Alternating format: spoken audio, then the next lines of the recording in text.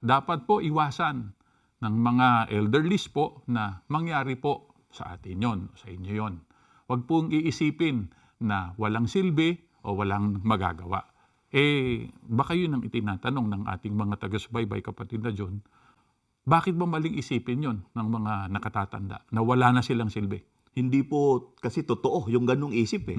Isipan na wala na silang silbi. Sapagkat sa Kawikaan 20 at ang talata po ay 29, ay meron po tayong mababasa na ganitong pahayag po at pagtuturo sa atin ng banal na kasulatan. Ang kaluwalhatian ng mga kabataang lalaki ay ang kanilang pisikal na lakas. At ang karangalan ng may gulang ng mga lalaki ay ang kanilang ulong mauban, sumasagisag sa karunungan at karanasan.